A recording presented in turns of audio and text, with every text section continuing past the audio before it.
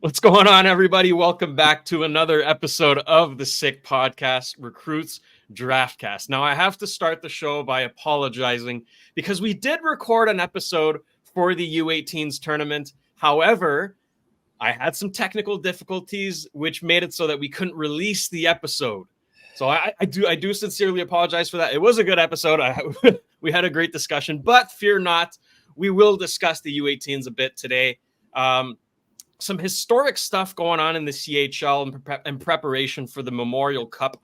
All three league winners swept the finals. So we're going to talk about that, maybe give our picks for the Mem Cup, which starts May 24th. And moving forward, right, the draft is almost a month away. So every show, we're going to have a little segment called Scout versus Scout. Grant is going to have a prospect. Rocco is going to have another prospect. And they're going to have a little debate as to who they think might have the higher ceiling, thus maybe be selected before the other. Stay tuned for all that and more coming right up. Turn up your volume. Because you're about to listen to the Sick Podcast. Recruits Draftcast. With our first pick in the 2022 NHL Draft, les Canadiens de Montréal sont fiers de repêcher from the Slovakian national team and TPS Turku, Juraj Slafkovsky. The sickest NHL draft and scouting podcast. It's gonna be sick. Man, I love that intro. I love that intro. Producer Shayne here, joined by, as per usual, my fantastic co-host Grant McCagg, Rocco Zappia. Gentlemen, how are we today? I like the Bedard intro better, maybe, I think. Yeah. Debatable. Get the Alex date up for Rocco so he can have, bring back memories. Oh, we're gonna play the Celebrini one all next season. I'll wave the flag every episode. Yeah, there you go. Oh, I thought when you said there's apology, you were going to apologize for Rocco swearing at the start of the last podcast there. Oh, we had to keep that in there. That was too good.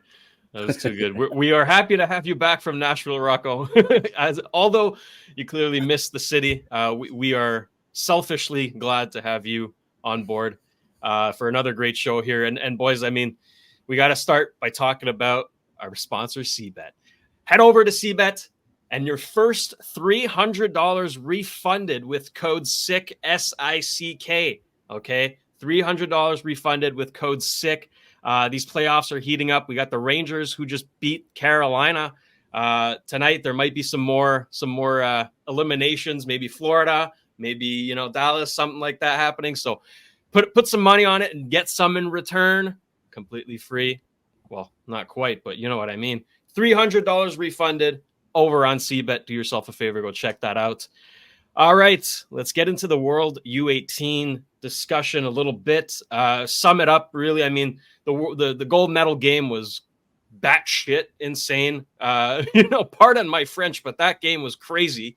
Lots happening. And honestly, it was a really good tournament overall. Kind of predictable. I think we all kind of assumed the U.S. and Canada were going to get to the gold medal game. They were the two powerhouses, but nonetheless, a lot of standouts, maybe some disappointments. I want to hear from you guys. Grant, get us started. Some players that maybe surprised or you were really impressed by, and maybe others that disappointed you. Yeah. Well, I wasn't surprised by Trevor Connolly.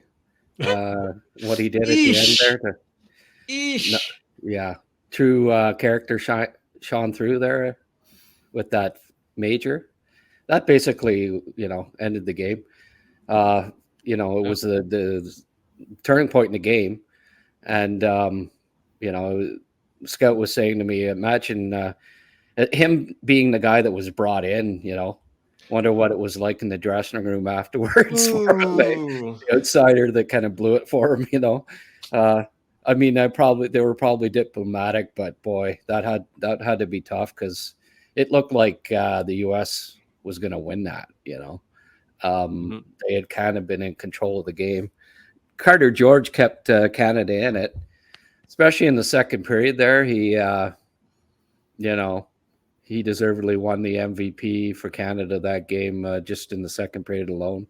some of those saves on the PK, they were just phenomenal. So despite him only being 6'1.5" or 6'1", depending on who you talk to, I think he's moved himself up into the second round for the draft.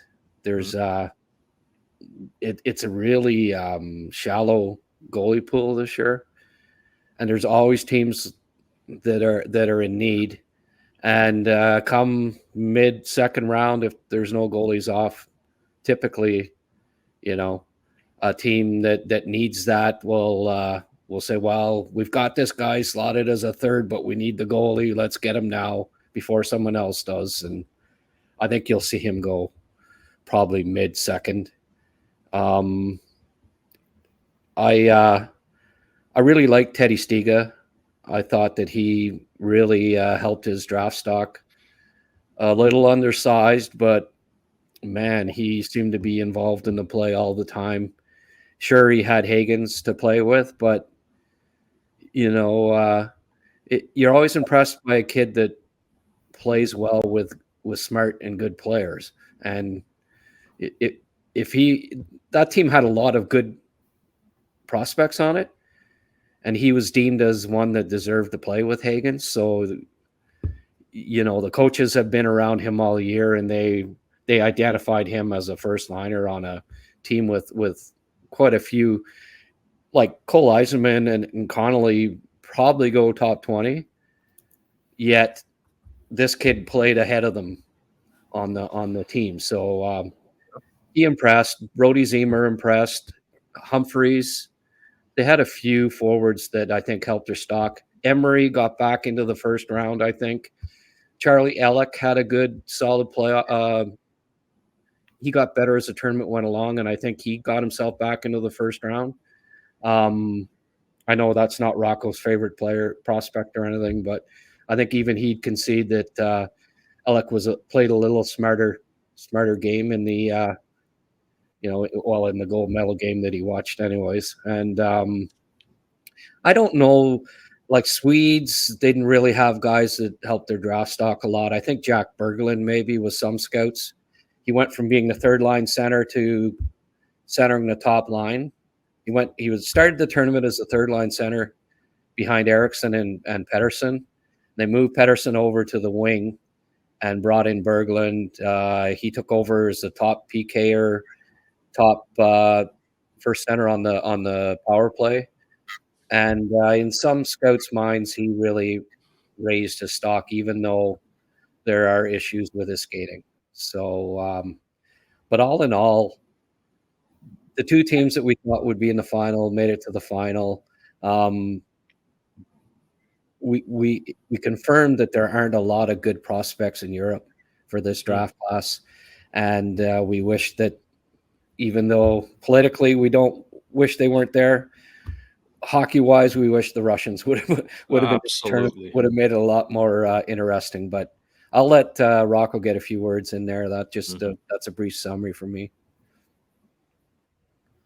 Yeah, and I mean, I'm going to echo, the majority of what you said there. The same guys that you kind of mentioned, I agree. And I've been pretty hard on Charlie Ellick this year. So I gotta give the guy credit when he plays well, which he did. And he's got all the tools in the toolbox that you'd want, as long as he keeps it simple and doesn't try to do too much. I mean, he could be a fine player. So if a team takes that in the first round, you're not surprised there at all. It's just a matter of he just needs to stay in his lane a little bit, and he'll find success because he has the talent, he has the ability. So I did think he was good, and Cole Hudson stood out to me. I thought of that later. Yeah. Tremendously. Wow. Yeah, in that gold medal game, as far as I'm concerned, he was the best player on the ice for either side. Maybe Carter George being the exception, but I thought Cole had a fantastic tournament. And he can't control how big he is, but the things he can control, he's quite good. I mean, he's rounded out into a heck of a player, and he wasn't doing it just offensively either. He did show some good defensive abilities in that game too. So credit to him, and hopefully he'll hear his name called I'd like to see him go in the first round.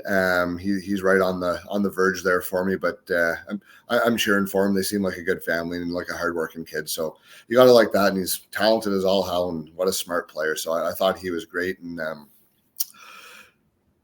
mean, a couple of guys are disappointed. I mean, I've been pretty bullish on my opinion of Van Acker this year. I've been a big fan of his. I don't think we saw his best in that tournament, and that could be different reasons. Guys can just get cold, or you're not put with the right line mates, or just not finding chemistry. But didn't love him quite as much as I had going into that tournament. So as much as I got to give a guy like Alec credit for trending upwards, I got to maybe tone it down on another guy a little bit. But Beaudoin impressed me. I think he's got a very, very projectable game. That could be a good pick for a team who needs an NHL, a guy who could be NHL ready in the next couple of years, later in the first round. So, and then Carter George as well. He was fantastic, and I'm no goalie guru. I'll be the first to admit that I really hardly pay too much attention to them, honestly.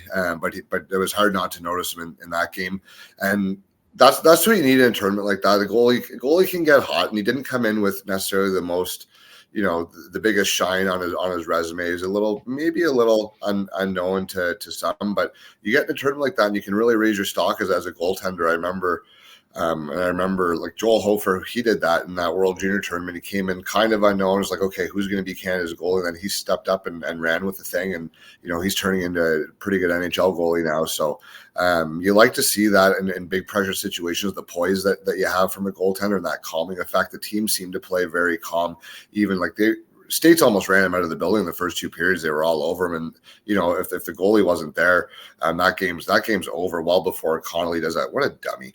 Oh my God, what a stupid play. Anyways, George, he really had a calming effect on the team, and I think that's the biggest thing that a goalie can provide is confidence, because you do play differently when the goalie's got your back, and he held him in it. And number one reason they've got a gold medal.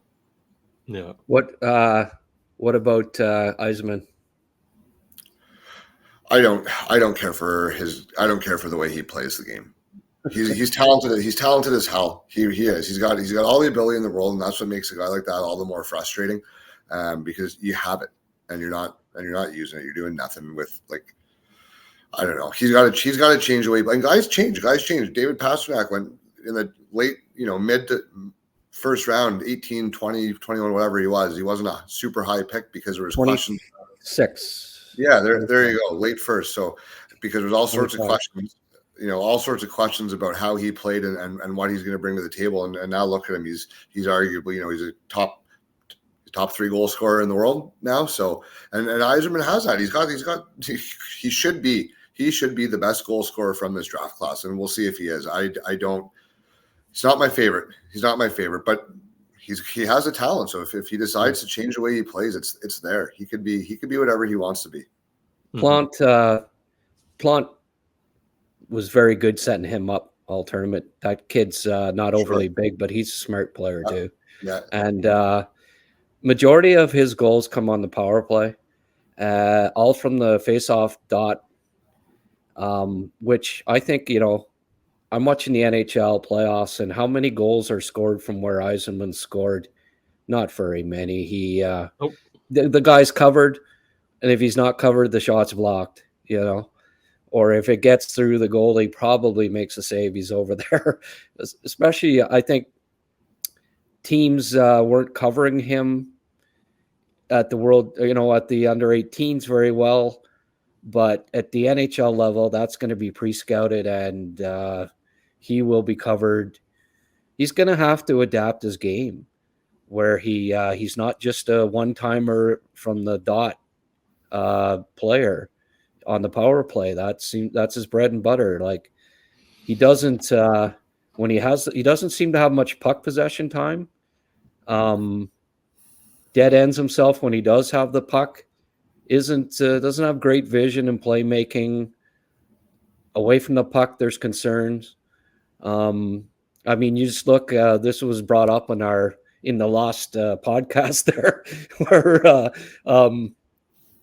all the guys around him on the U.S. team with similar point totals, plus 14, plus 15, plus 15. 0 for Yzerman. It stuck out like a sore thumb. But just an indication that there's work to be done away from the puck, and he's going to a good program. BU. That's it. Pandolfo, he's done wonders with a lot of guys. There'll be no rush on him. I wouldn't be surprised if he's 3 years in college and rounds his game out before he comes out. It'll depend somewhat on where he gets picked too. He's got it. Like his biggest thing, like aside from the effort level and the play away from the puck, because that is the biggest thing. But one thing he does need to do, he needs to add a second element to his game. And Grant, you mentioned that briefly. If you're going to be a one-trick pony, now I mean that is the trick to have, scoring goals. Like if you're going to have one thing, that's the one you want to have. But you got to add more than that, because if you're a one-trick pony at the NHL level, like that's a joke for NHL players to shut down. Like if they know what you're doing every single time, there's no deception, there's no second thought. Like there's one guy in the history of the league. His name is Alex Ovechkin, where you know what he's doing every single time, and he's too good, and it doesn't matter. You can't stop him anyways. But unless you're that, you better have something. I know we had tons of different elements. That's not the point I'm making, but he's the only guy good enough to stand still and score 50 goals, right? Mm-hmm. Year in, year out. You got to have something else. You got to develop some kind of secondary aspect where you're a threat in one other area of the game as well. Otherwise, there's a lot of guys who can shoot the puck and everything. And Ovechkin does it from further out where it's harder to cover too. Like typically where Yzerman scores, that's covered at the NHL level or blocked, So I don't, and plus a lot of these are on the bigger ice.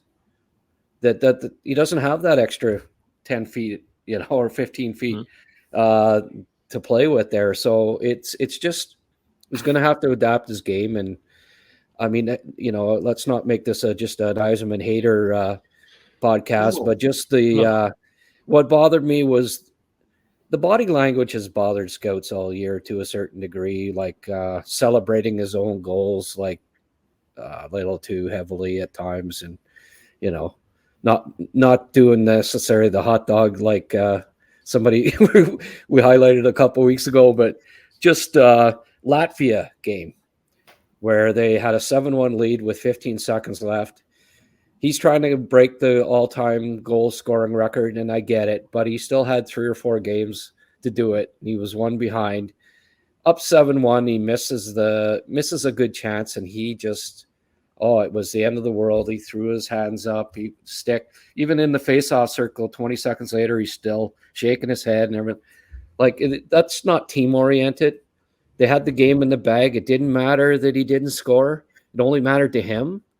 But, last year too, one time he, I guess he got called up to the U18s, and he had gone 2 games without scoring a goal with the U18s, and he scored, and he did the monkey off the back thing.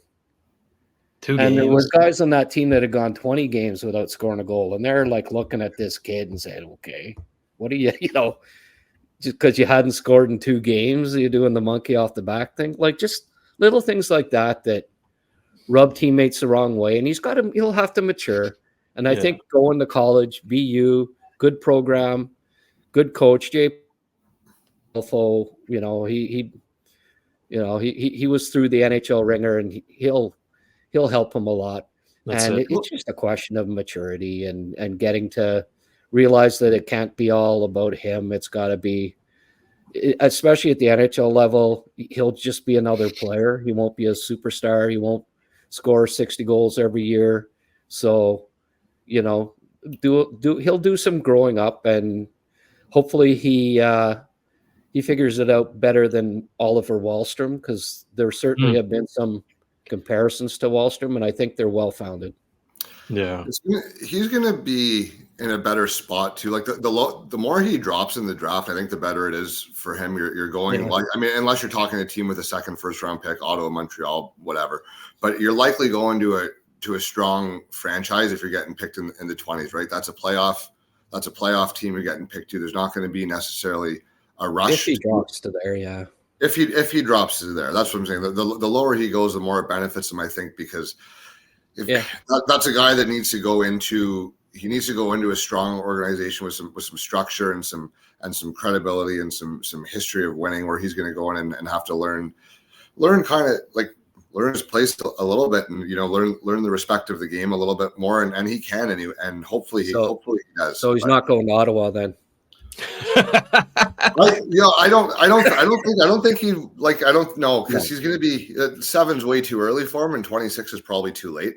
Yeah, right. I was just thinking about the team with the with the winning. Anyway, yeah. But before we get too far, it's some good points here, and I think NHL teams will take into consideration where he is going. Right, that being, Boston University is just such a fantastic program. It's pumped out some really high end talent. So I think NHL teams will be more comfortable in that sense, knowing that he is going to a good situation, which made me think of this other situation, complete opposite, involving Matvei Michkov. I don't know if you guys caught this, but I got to give credit to La Poche Bleue, a podcast with Maxime Lapierre and Guillaume Latendresse. They had Daniel Brière on, GM for the Philadelphia Flyers, and he said that since they drafted Michkov, there's been little to no contact with him. There's no way to reach him. They have no way of seeing where he's at in his development, right? And he's still got 2 more years left in the KHL. And he said they don't know if they'll ever see him. That's coming from a GM is crazy. So my question is in regards to Ivan Demidov, right? He is the high-end KHL talent. Granted, he only has 1 year left on his contract with the same team as Michkov, however, right? SKA. So does that potentially detract NHL teams from drafting him? I think the 1 year left thing, as opposed to Michkov had 3, is pretty important.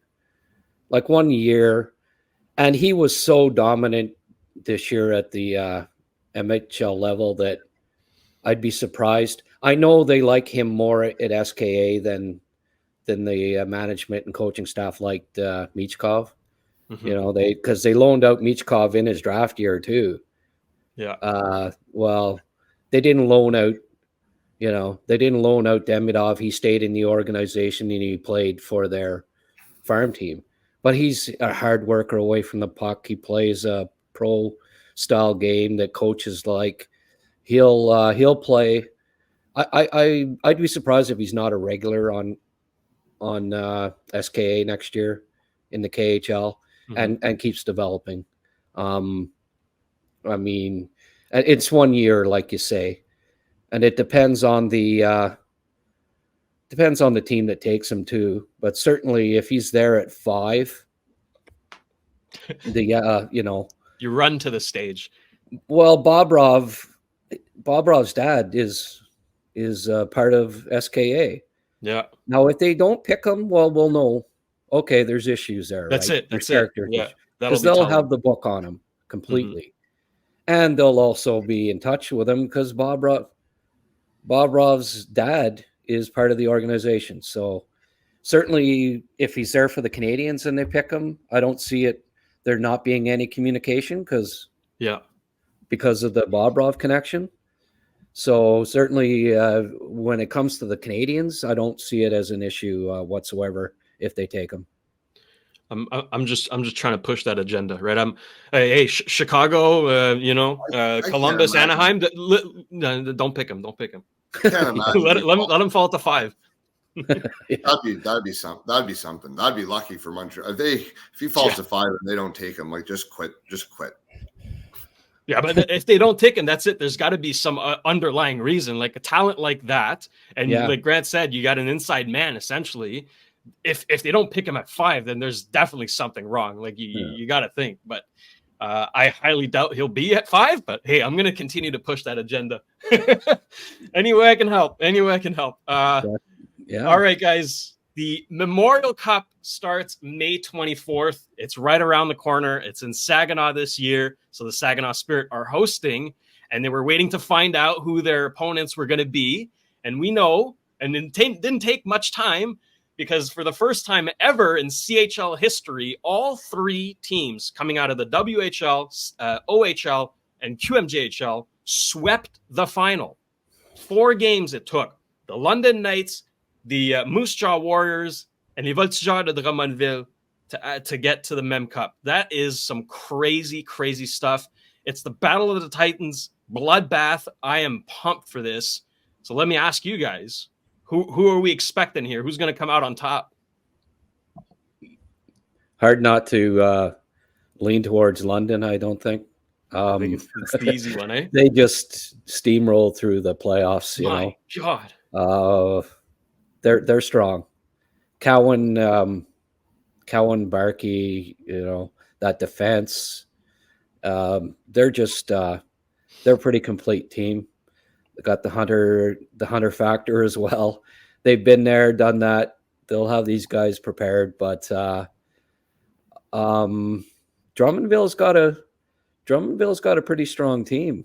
They'll and Moose Jaw as well. So it's going to be a good one. There have been some teams that we thought in the past, oh well, and especially OHL teams. And I think Rocco and I, especially we probably see OHL more than any other league, so we're a little biased that way. You know, think that they'll win every year, the team that comes out of the O, but that one game, you know, round robin tournament, it seems to happen every year that the favorites get surprised somewhere along the way, especially when it's not in their home rink, you know. I expect Saginaw to be strong. I mean, if I were to predict, I'd think it might be Saginaw-London in the final, because Saginaw gave London the best go of any team by far in the OHL. I think Perek hopefully will be healthy, because they almost beat London without a healthy Perek. So they're in the mix too. But I'm not going to. I mean, any teams that sweep their league final are good teams. Yeah. Moose Jaw's loaded too with those Heights and Furcus and Matejchuk, and you know, Gautier's going in Drummondville. He's rocking, but they've got scoring depth too. I don't know. Is Lamoureux out? Is Lamoureux out for the? I guess probably. I haven't heard anything, but I know Komarov. He's been fantastic. Yeah. But boy, oh boy, they'll miss not having Lamoureux. That's huge. Yeah, if he's not there, that's huge. Big defenseman, you know, if he's not in it, but that might be the difference for them. You can predict all you want the Memorial Cup, but it's always unpredictable, and that's the fun thing. It's too bad that this might have been the worst CHL playoffs ever. The first round there was just a ton of sweeps. Yeah. 5 games and 4 games, and then the finals all sweeps. It's disappointing. It is. But it makes for a better Memorial Cup in a sense, because it's 4 powerhouses. Even the hosts. Right? Sometimes the host is like, notch below, but now even Saginaw is looking stacked. So I think they were the second best team in the OHL. Exactly. So, it's going to be a lot of fun there. Yeah. Don't sleep on those Warriors. I tell you. Like no. Oh yeah. They're strong. And those Western boys, they don't like getting pushed over. They're going to give it everything they have. They don't. Absolutely. West hasn't won many Memorial Cups in the last 20 years. It's rare. But I know. That's I'm going to be pulling for Moose Jaw, the small market teams. I always pull for. First time ever winning a championship. So I'm going to be rooting big time for Moose Jaw. Yeah, I really don't like agreeing with Grant. I know, it's more fun when we disagree, but I'm cheering for Moose Jaw too. I like cheering for the underdog, but my pick's London as well. They're just a 33rd NHL franchise according to some, so they're a powerhouse year in year out. So the London Knights just spoiled down there, but that's okay. Unstoppable. Well, it all starts May 24th in Saginaw. We are excited. We're going to keep an eye on that for sure and report back on this channel. So don't forget to subscribe for any new video. Gentlemen, let's start this new segment. Grant, you had this idea, and I really liked it. And Rocco, you were on board as well. Rocco's idea. It was even better. Thank you. Yeah, there you go. So, Rocco's idea, and Grant was on board, and so was I. This is a really cool thing we're gonna do here. It's Scout versus Scout. So you each picked one player that's in the same vicinity, right?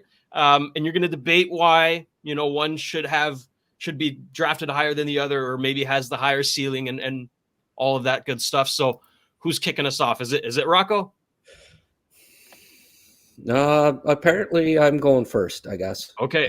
Grant's going first. Who is your prospect, Grant?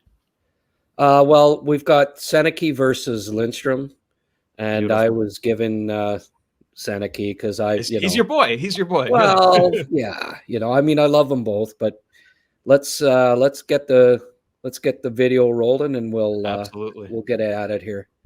Don't get me wrong with Lindstrom. I think he's a top 10 prospect in any draft, but this highlight, I went through Deeks on Instat for Sennecke, threw in a couple of goals, but this is predominantly Deeks from Sennecke, and I had 155 clips that I could have chose from, and I whittled it down, and it wasn't even including September. So I ran out of time by, this is up until from the playoffs till October, his best stick handles. But you'll just see, I mean, he's just got the sweetest mitts. Him and Demidov are two of the best stick handlers that I've ever come across in my 18 years of scouting.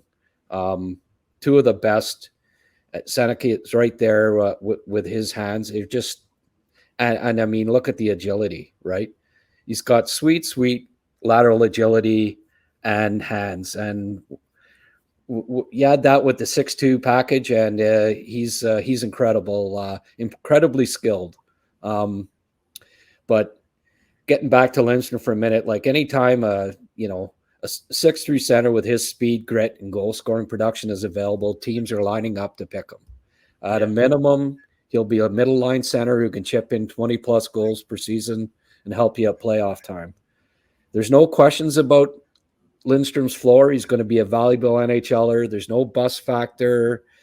What there may not be is a wow factor.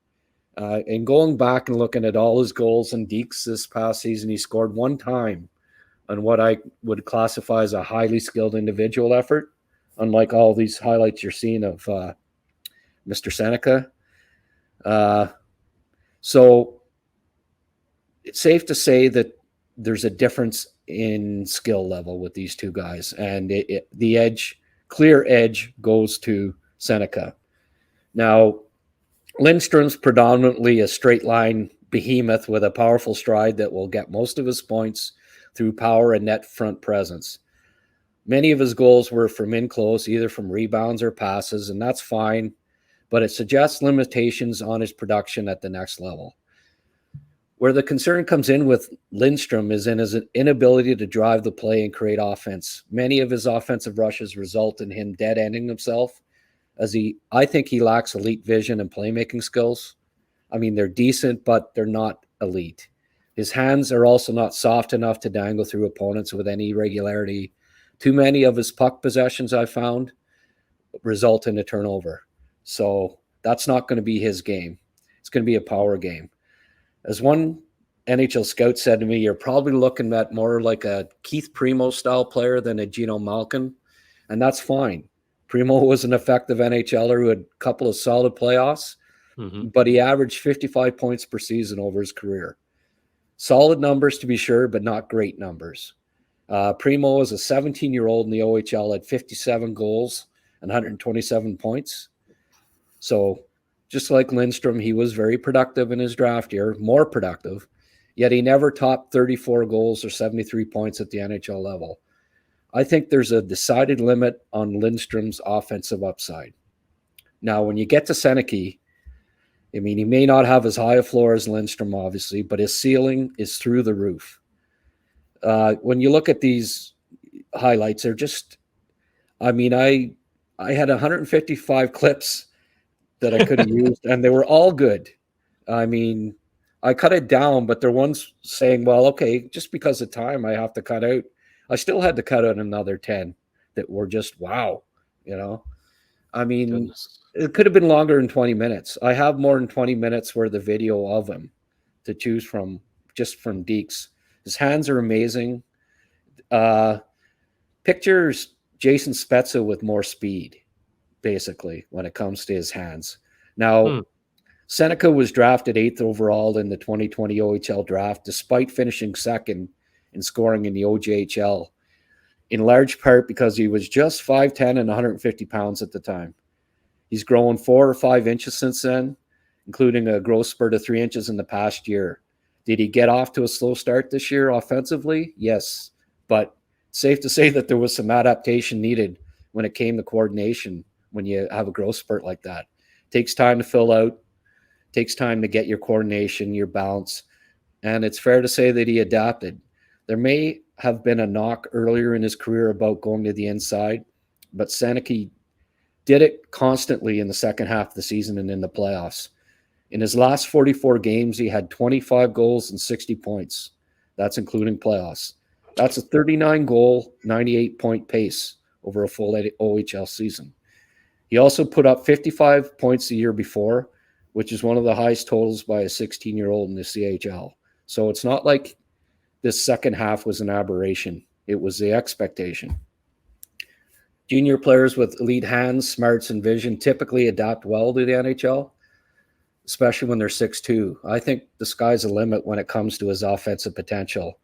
This kid fills out, and he could become a 90 or 100-point scorer down the road in a first-line role.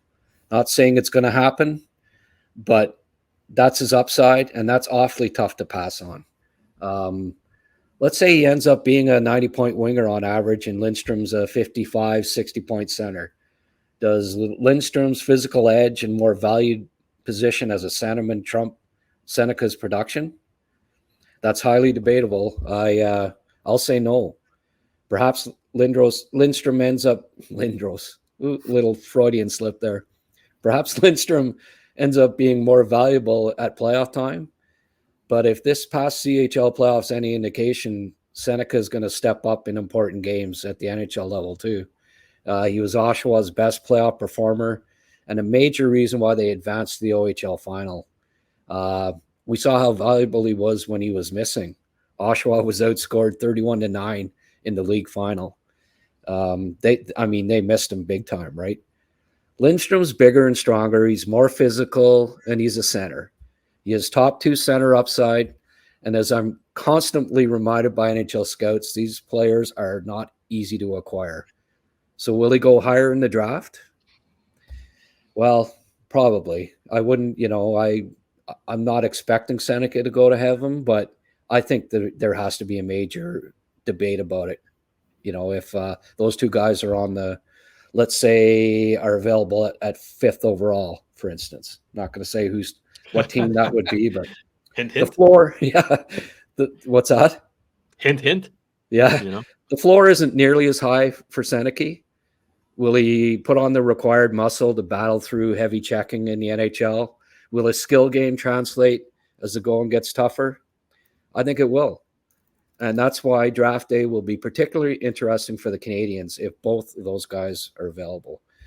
I'm being told that it's a distinct possibility that they are both still on the board at 5. So buckle up, Habs fans. Could be another wild ride as we debate yet another draft selection. Wright and Cooley versus Slav, Michkov versus Leonard and Reinbacher. Stay tuned for round 3. It's going to be fun. Beautiful. Rocco, you have your opening statement. I feel like this is a courtroom now. I feel like Grant covered both guys there. I didn't want to interrupt you on such a I did. Debate by himself. I wanted to be diplomatic to your fine player. Fantastic player. Okay, do you not have anything to say about Sennecke or what? Sennecke was your guy. I'm featuring Lindstrom. So let's but it's a debate. It's a debate of Sennecke. It's a debate of Sennecke versus Lindstrom. So you gotta talk about Lindstrom. You gotta show both sides.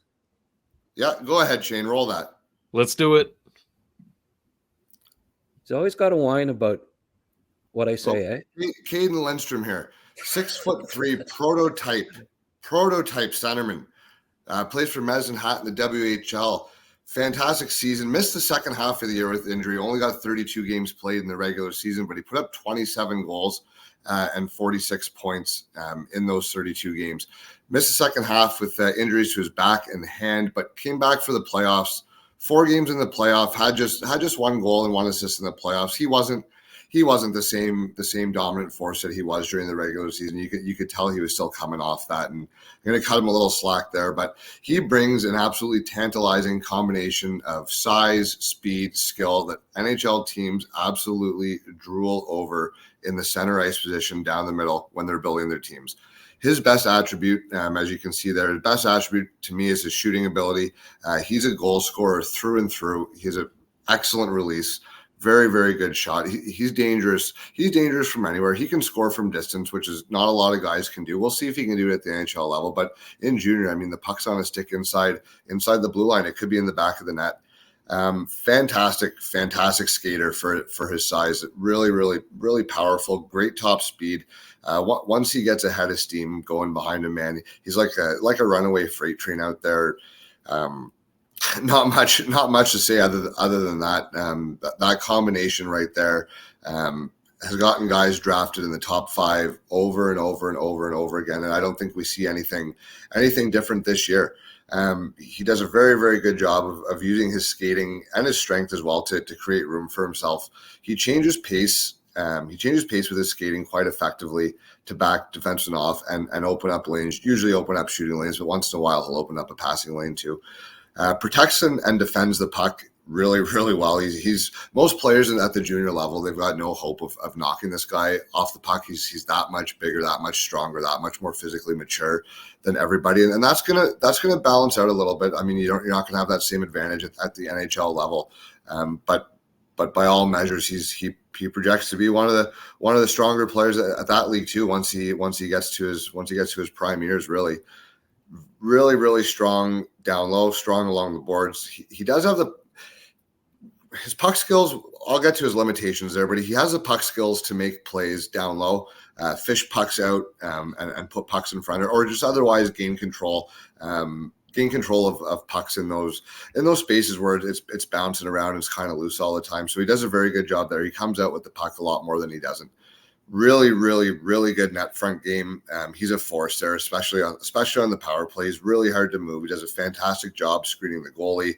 Causes a lot of havoc in the crease. He's got a good enough stick that he tips pucks in front, and he's quite effective at banging home rebounds. And as number 7 on the Ottawa Senators will tell you, there's money to be made scoring goals in front of the net at the NHL level, and a guy that can do that consistently, especially on a power play where you need a guy like that. So there's a lot of value there. He plays a very, very meat and potatoes kind of game. He's a bit of a throwback, and some call this a bit of a lack of skill. But I mean, he's a true power forward in an era where that's a dying breed. And because there's so few of them, the ones that are there, they are really, really valuable because they're hard to handle. And as guys become kind of more a little smaller and skilled than they used to be. Really, a guy that can combine both size and physicality to go with the skill. That's rare and that's hard to find, and teams covet that. And the points he types fumble over my words. The types of points that he scores, you may call them simplistic, and you may say they lack flash and they lack high end, but they're very, very translatable points. The types of goals that he scores in junior, he'll be able to score at the NHL. The types of plays that he makes in junior, he'll be able to make those plays at the NHL level. And the strengths that he has in junior will be strengths at the NHL level as well. And despite him, that would be your nitpicky thing. His one weakness offensively might be in the puck skills department. And, Sennecke is miles ahead of him in that department. But how often do you see fancy dangle goals in the playoffs? And we just talked about it. You're seeing dirty goals, and like the kind of goals that you score in the playoffs. These are what Lindstrom's highlights are filled with. Defensive game, a little bit of a work in progress. It's not perfect, but I don't think it's going to hold him back in terms of his willingness and anything like that. Just needs to learn the nuance of the position a little bit, but he brings a really, really hard hitting and physical element to his game, and as he should at that size. But he doesn't pass up a chance to lay a body hard on somebody, and that is what wins games. You saw the Brad Marchand interview. I'm glad I thought of this because I wanted to mention this. The Marchand interview that he gave where he said, we don't like to talk about it, but guys are out there trying to hurt each other in the playoffs, and they're trying to take out the other team's best players, and that's why you see small skill teams lose and big strong teams win. And he just straight up said it. And this is exactly the kind of game that Caden Lindstrom is going to bring. Now, here's the debate. Is he a number one center, or is he better suited as a number two? And that's the debate, but I think there's general agreement. I think that at worst he's a number two center. So if you have a guy who is at worst going to be a number two center who's 6'3", he can skate, he can shoot like a descriptive bad word that I shouldn't say, but he can shoot the friggin' puck. What else are you really looking for if you're stepping up to the draft podium? And Sennecke has all the upside in the world. I truly believe that. And when Grant said he could be a 90 or 100-point scorer, I really wouldn't put it past him. And they're very, very different players, but it reminded me a little bit of Jason Robertson, where he just was undercredited all year in his draft year. I'm like, man, this guy makes so many skilled and smart plays that are gonna. The upside there is wild, and I think it was recognized there, and he went way too late, obviously. And hopefully teams don't make the same mistake with Sennecke, because he really, truly does have a pile of offensive upside. But when it comes down to it, now that's his high end. And Grant's example was if Lindstrom becomes a 60-point guy and Sennecke becomes 100, yeah, of course, absolutely, you're going to second guess that, and you're going to take 100 points over 60 pretty much every time, without many qualifiers to it. You're going to make that deal. But let's go another way, and let's live in a world where Lindstrom becomes just a shade under a point a game. He's in that 65 to 80 point range. He's potting 30 goals year in, year out. He's a force on the power play. He's an animal running guys over, and he steps up in the playoffs. And Sennecke turns out to be a great pick in his own right, but maybe doesn't hit that 90 or 100 point potential. Maybe he becomes closer to a 70 or 80 point winger. Well, now you're looking awfully silly for passing up the guy that brings, the prototypical package, what teams want to build around, for a skilled winger that ultimately, just because of the position he plays, is not going to impact the game as much as a centerman would. Only the very, very, very, very rare winger can really control the whole game from the wing, whereas a centerman, that's almost your expectation. So I like Beckett Sennecke a lot. I've got a lot of love for this player. I've seen him in person as much as, more than any other first round pick this year. You saw him 3 or 4 times in Ottawa, and his progression I've loved throughout the year. And there's going to be some teams who regret passing his name up. I just don't think it's going to be at the expense of Caden Lindstrom. Yeah, well, I don't expect him to go ahead of Lindstrom, but when you look at the possibility of the two of them being there at 5 for the Canadiens, just as an example, is Lindstrom going to be better center than Doc and Suzuki? When Doc plays, maybe, yeah. So I think Doc has a lot more playmaking ability in his game. He's better defensively. He's better puck possession guy. He's got some edge to his game too. Like we've seen it, when he plays, right, Rocco? Right? Yeah. but that's it. So he had a knee injury. I mean, it happens. Players get injured, but anyway. Every year though, you can't. It's like Norris. I love the player, but you can't count on him. Year before he was fine.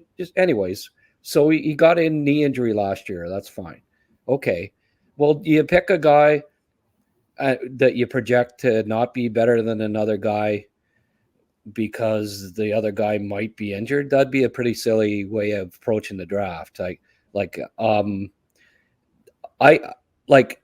Conceivably, Lindstrom end up on the wing with the Canadiens if they picked him. If Doc, it's quite conceivable. Doc was a top 3 pick. So it's not out of the realm of possibility that he is better than Lindstrom. So there goes the value, the supposed value level that he has over Sennecke in being a center if he ends up being a winger anyways. So there's that to consider. Now, I'm not saying it happens, but not saying that Lindstrom becomes a top 2 center guaranteed with the Canadiens either, because I see he's way more limited than Doc with puck possession, with vision, with playmaking. Like, there are concerns there with me. He may only be a 50-point guy that scores 25 goals, but I mean, that's a nice piece, but is it nicer? Is it more like, is it a better piece than Doc? Make him a better center than Doc? Maybe not. It's funny, like, I looked at puck possession stats for Sennecke and Lindstrom. With Sennecke being the winger, he possesses the puck more each game than Lindstrom. So there's that too, where you wonder. I've also wondered if maybe Sennecke could play center. Like his games there, his puck possession game, his vision. He's pretty good defensively. He gets back pretty well. I wouldn't be shocked if a team tried him and maybe developed him as a center too. So in that regard, I don't think there's as huge a gap between, the obvious that you take the center over the winger because he's got more upside, right?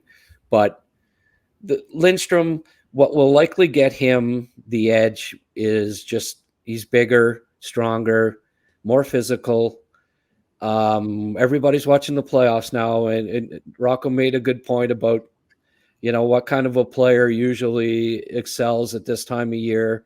Chris Kreider with the hat trick last night, right? That's the type of player he is. So, but we looked at Sennecke in the playoffs. I think he was the best player, maybe outside of Cowan, in the OHL playoffs. Like he was awesome. Excelled. He was awesome. He was awesome. And the more he had, I called him Bambi legs the whole first half of the year. You got knocked. A strong breeze would knock him over, right? But that was growing into your body, like you said, and then he strengthened up throughout the year, and by the end of it, he was knocking guys over. So if that continues, like I get it. The debate is a lot closer than it was a month ago, for sure, big time.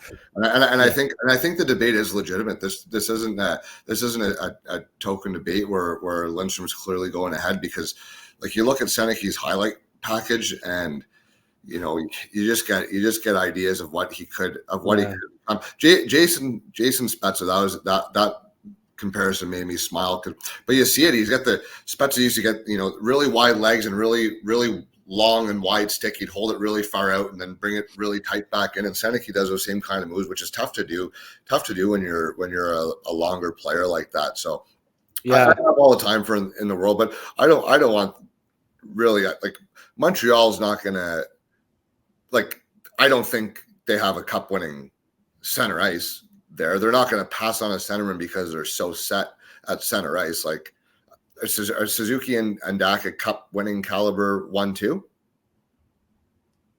I think so, yeah. And I mean, they've got Kapanen and Beck coming up. I think Suzuki could be one of your top 2 centers for a cup. And like, don't get me wrong, I am, and I was even from his draft year all the way through Chicago, even in Montreal, and when he's healthy, I'm a huge fan of Kirby Dach. I really truly am. So I don't want to sell him short, but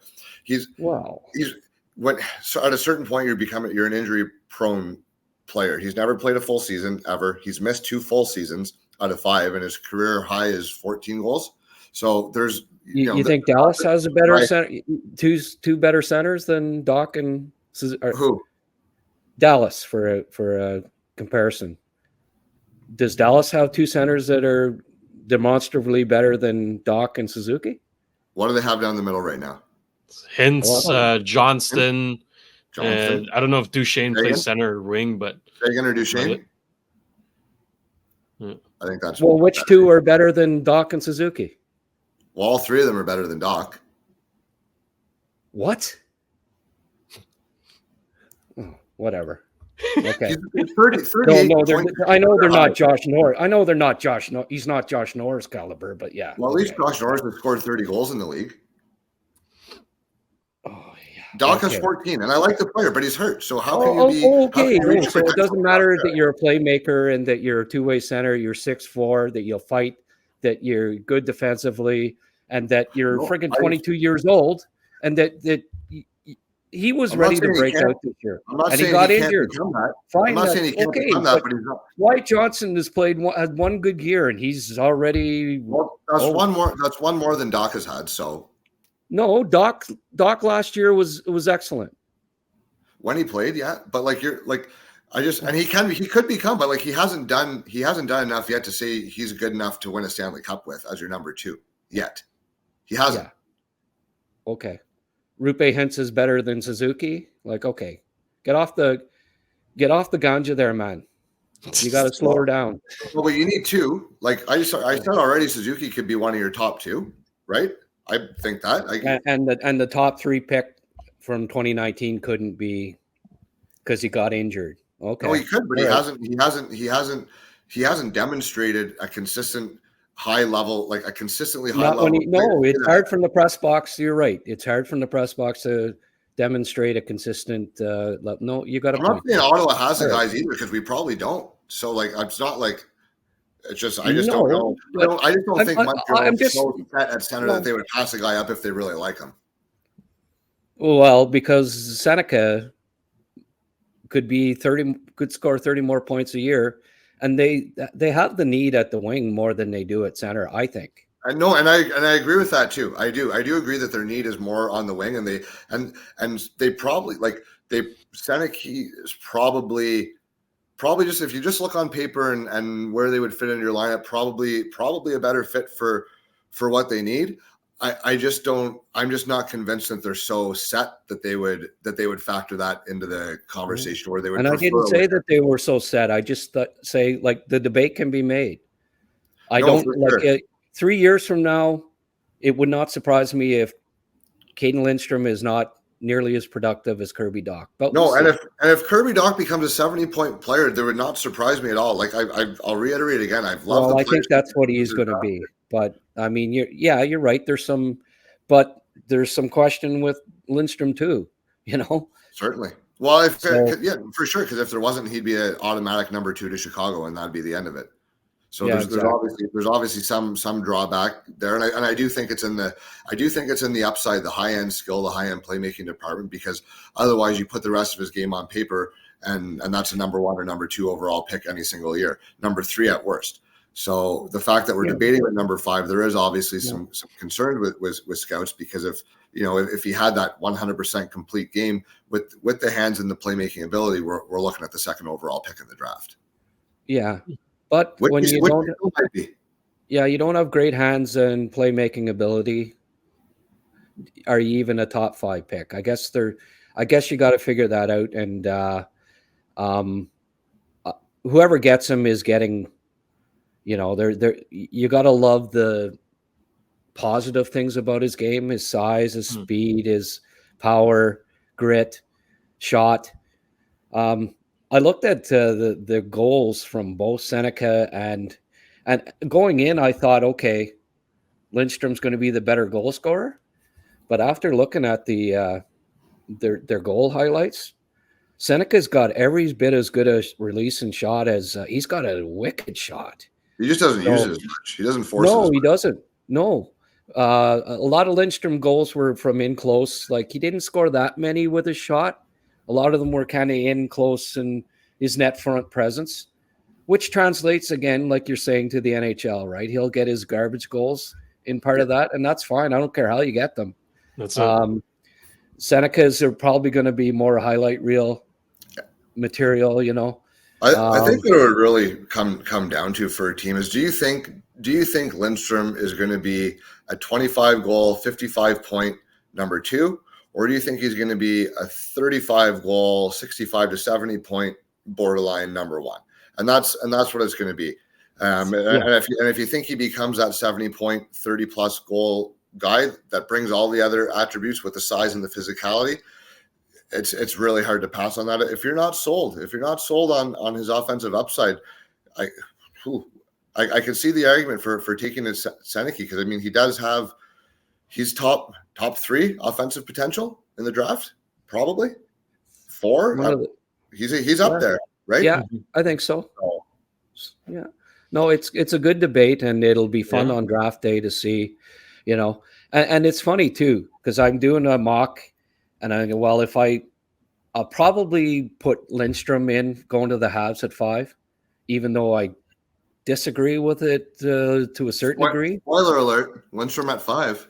But if I do end up putting Lindstrom at 5, and I'm going down, geez, Sennecke might not go till 10 to New Jersey again. Yeah, but it's one of those drafts where there's not much.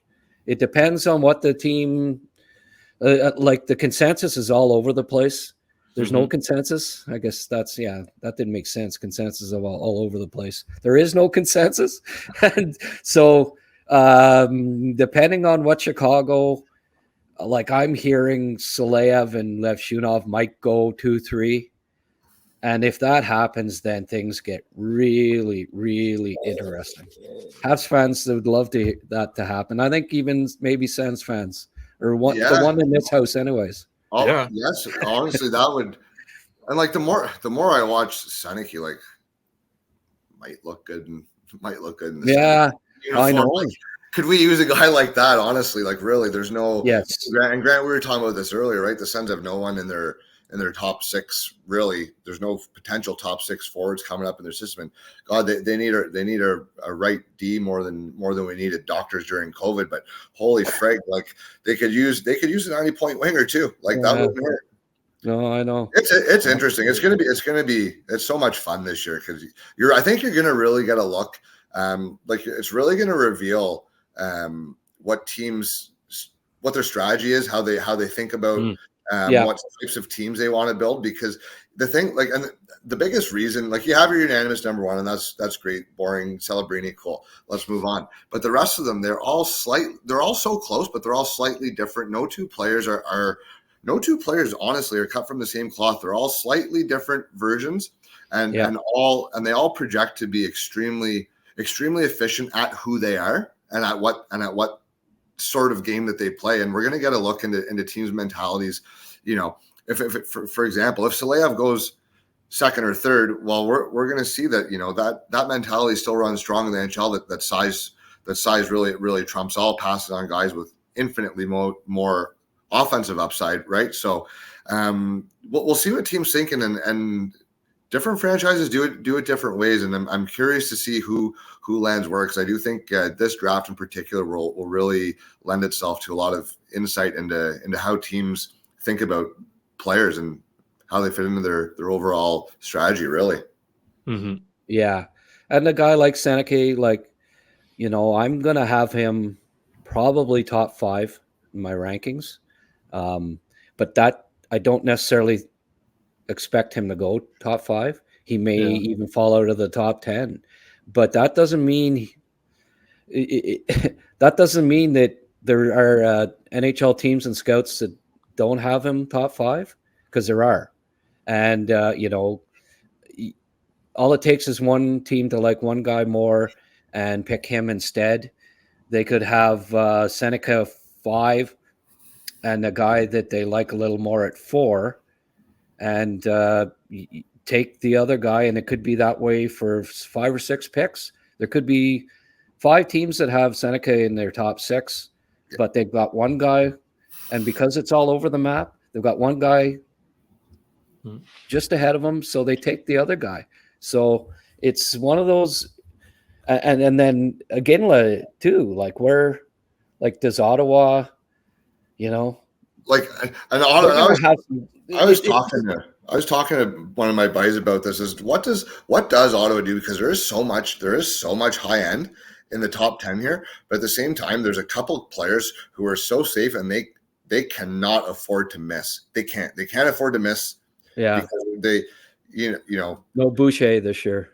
No, yeah, and there's another guy. He's never in the friggin' lineup, so I don't know what he's ever going to be because he's never. He's not going to be a 40-goal scorer. That much I can. No, so anyways, not to get back to injured players again. We talked enough about that, but the Sens can't afford to miss. So maybe they take a guy like who which looks to be a very, very safe kind of player, or maybe a Dickinson where you feel a little more sure, but. It's gonna be interesting. All I know for sure is whoever gets picked between 12 and 16, their franchises are all gonna say, I can't believe this guy dropped this far. Well, there's 15 or 16 guys who could all be reasonably at least debated as a fifth overall pick in most drafts. So there'll be a bunch of teams that have Hellenius in the top 10. Yet he's a top 10 pick most years, and he could go 14. You don't know. It's one of those drafts, and you're exactly right about that. It's just it's going to be one of the most intriguing drafts that I can remember. Ever. So looking forward. A lot of fun for fans, and a lot of fun for us as well, because this is what we do. We talk about this stuff. We could talk another half hour about this, but we could go all day. We could go all day. Yellow's not here to kick us off today, so I'm getting text messages now. Get off. But I'm sure. But it's true though. It's going to be so much fun all the way up until June 28th. We have no idea what's going to happen, and that's the beauty of it, right? It's like some teams think they got the jackpot when in fact they got a bust, and the other way around. And it's going to be a lot of fun, and we got lots more to talk about. So make sure to drop a follow, leave us a like, leave us a comment, let us know who you prefer between Caden Lindstrom and Beckett Sennecke. After hearing both arguments, who's higher on your list? We want to know, and why. We gotta get CBET to put up some odds. We gotta get CBET to put up odds. Me and Grant can set the debates, and CBET can put the odds, and you can bet on the draft order. That's a great idea. And speaking of CBET, don't forget to go check them out. You get your first $300 refunded with code SICK, SICK. That is code SICK for $300 given back straight to your pocket. So beautiful stuff. The C stands for Caden. There you go. Sure. Sure. We need to ask him what the C stands for, but for now, it's Caden. Caden Bet, or I don't know. Sennecke doesn't have. Well, he has a C in there, but regardless, we've gone long enough. It's been a fun one. We thank you all for tuning in. Grant, you know what? Let's make the time for it, because you wanted to talk about Oliver Kapanen and what he's doing at the World Championships, leading the tournament in goals ahead of a certain Connor Bedard, right? This is pretty impressive stuff for Habs fans. I think they should be thrilled right now. So I know you've been high on him for quite some time, and I think this feels like a bit of validation in a sense, right? Yeah, he's I liked him at the World Juniors. I loved him. I watched him a lot in Liga the last 2 years and just saw the development. In his draft year, he got injured. He got concussed in the first game of the U18s. And he came back, but he wasn't the same player. And it hurt his draft stock. And he ended up dropping to the end of the second round. But he looks like he should have been a first-round pick now. And that's encouraging for the Canadiens, but also a testament to having multiple top 64 picks, because the more you have, the better chance that you can land another diamond in the rough. And the Canadiens have done it right in that regard the last few years, unlike some franchises that I won't mention, where they were trading away top 60 picks and now they don't have a full cupboard. Well, there's an example of, not the Dorian way, right pure way. math. Yeah. Anyway, he's legit. I think he's got second line center upside. Now, will he be better than Caden Lindstrom? Well, maybe not. But again, don't be shocked if a guy like Oliver Kapanen, you can never predict these things, right? Oliver Kapanen could end up being better than Caden Lindstrom. So, when you consider that, maybe Sennecke is the guy. Sennecke is the guy at 5. So regardless, it's a good problem to have, right? You have too many good players. You don't know who's going to be better. I think that's a great problem to have. Habs fans should be thrilled. And another thing with taking Lindstrom is, sure, if these other centers end up being better, he can always go to the wing. He'd be a great power winger, a power forward too, right? So it's the easiest position switcher is from center to wing. So it's another reason why he's got high value, and he's going to be a heck of a pick too. Yeah. Grant, well said. Grant, I gotta give you credit though. Like you're manifesting it third year in a row. Like Sennecke to Montreal, like it's gonna happen. And the best part is how much of a hard time you get for this, like throughout the year, which is hilarious. By the way, everyone watches your show, then gives you shit about it, and then you end up being right months later. So which is funny, but no one wants to give you credit. I'll give you a little credit here sometimes, but you had it right on Slavkovsky earlier in the year to Montreal. You had Reinbacher way before everyone last year, and no one liked it. No one liked those picks, and you were a dummy. But who'd the Habs take? Grant was right. So everyone watching, Grant was right. So Sennecke to Montreal, it's a lock. It's in the bag. It's done. It's happening. We'll see. Whether you guys want it, or not. And now we're going to watch the comments explode about Grant about Sennecke again. And I'm going to have my afternoon entertainment. It's going to be fantastic. And then he's going to end up being great. He's a good player. Yeah. So Rocco's putting 300 on Sennecke to Montreal on CBET. We know that now. And he's getting his money back too. So even better. Fantastic stuff, guys. I hope Bob, Rob, and Marty watch this episode. Maybe they do. Maybe some other NHL teams watch us and they take off our advice. But for now, we just do it for the people. We have fun doing it. It's exciting time. Draft. You can smell the Vegas air. Smell of gambling and all that stuff, but hey, it's going to be a blast. Gambling and what else? Yeah, I can't really talk about that stuff, but gambling in Vegas. I think, yeah. The other stuff that goes on in Vegas. Other stuff. It stays there, anyways.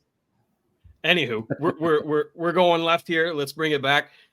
We want to thank you all for tuning in and supporting the show. As always, go check out recruits.ca. Grant's going to come out with his full rankings and mock draft soon, so stay tuned for that. Go draft guides coming out probably right after the combine. I like to get all the official weights and measurements and the feedback from the combine, so I can have the best possible list, or we can have the best possible list. So you're probably looking around June 10th. I'll get the draft guide out. We'll get the cover done and start pumping it there for subscriptions maybe next week. We're gonna put a month away. Put on the cover, right? Put Celebrini, big Italian flag, maybe a picture of the boot. Yeah. Really. Yeah. Really Italiify it. Yeah. I didn't know he was from Italy. I thought he was a Southern Ontario guy. But okay. No. If their name ends in a vowel, we'll claim them as one of our own. That's just how it is. Beautiful stuff, guys. Thank you so much for tuning in, everybody. We'll see you in the next one. Take care. And that's a wrap. Hope you don't miss us too much until next time. Follow the Sick Podcast, Recruits Draftcast on YouTube, Facebook, Google Play, and Apple Podcasts.